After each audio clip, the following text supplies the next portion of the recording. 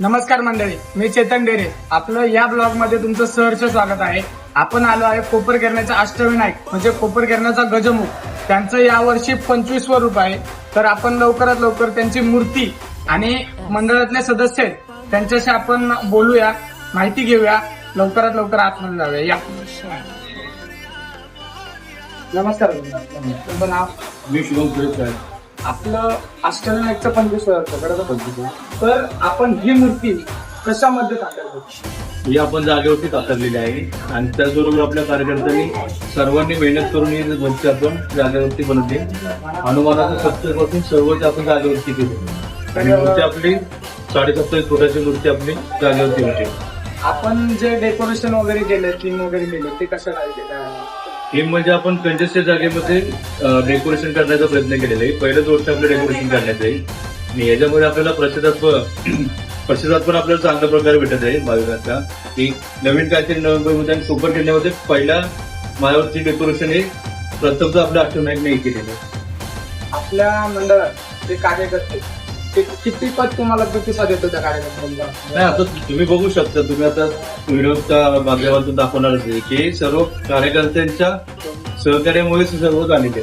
त्याच्याशिवाय आपलं कार्यकर्त्यांविषयी आपलं काहीच हे नाही की त्यांनी सपोर्ट आपल्याला केला, रहिवाशांनी पण आपल्याला सपोर्ट केला. त्याच्यामुळे आपल्याला हा सर्व कार्यक्रम तुम्ही फक्त देतात. आपल्या मंडळात जे म्हणजे गेम्स वगैरे किंवा आपण जे बोलतो कार्यक्रम ते कसे घेतात?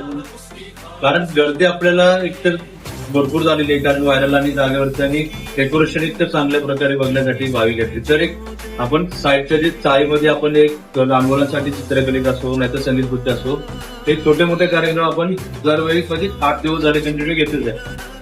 आणि जे आपण म्हणतो कोपरगिरण्याचा अष्टविनायक, तर त्याचं म्हणजे तुम्हाला स्थापना कधी केली आणि कशा केली? आपली 2001 साली केलेली आणि ती मूर्तीची संकल्पना आपण 2018 साली केलेली आणि मंडळाचं 18वं वर्ष होतं. 18वी आपल्या फुटाची मूर्ती होती आणि मंडळाचं वर्ष देखील 18 होतं. त्याच्यामुळे सेक्टर 18 पण आपलं झालं.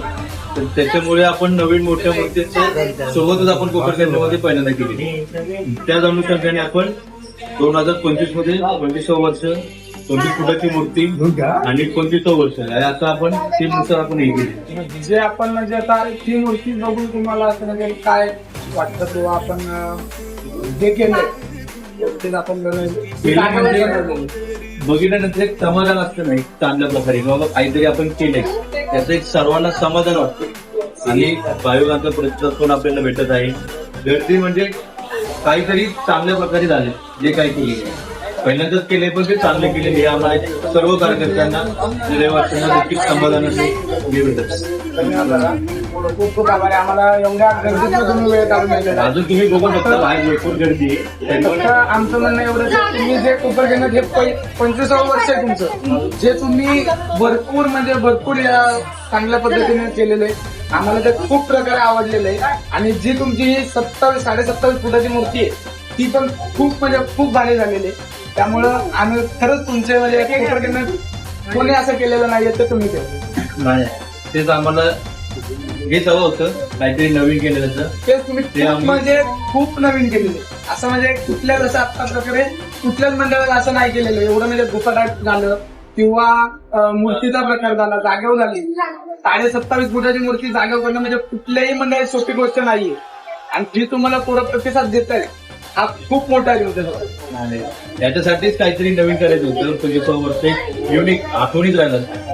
त्याच्या अनुषंगाने आम्ही जे केले ते समाधानी आमच्या तरी कार्यकर्त्यांना आणि आम्हाला तरी समाधान वाटतंय की जे केले ते चांगले केले. आता उद्या आपला बाप्पा जाणार हा शब्द म्हणजे तोंडात असं येऊच शकत नाही असं वाटतं आपल्याला. ते त्याच्यासाठी तर आम्ही आठवणी 2 महिने साठवून ठेवलेले की पुढचे जरी गणपती येईपर्यंत आम्ही काहीतरी हे करू शकतो.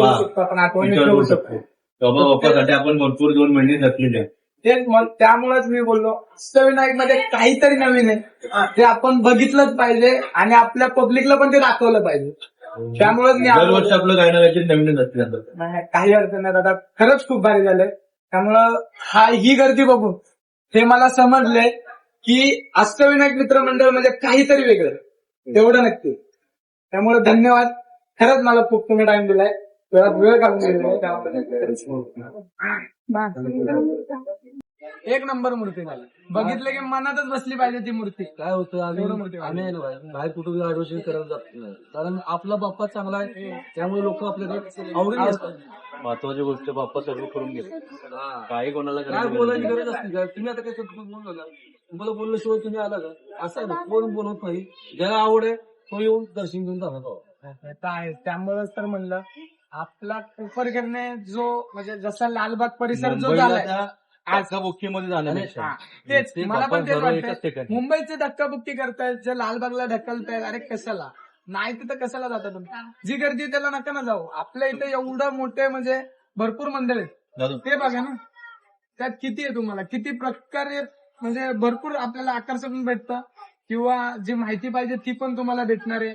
त्यामुळे कधी पण या, कधी पण बघा.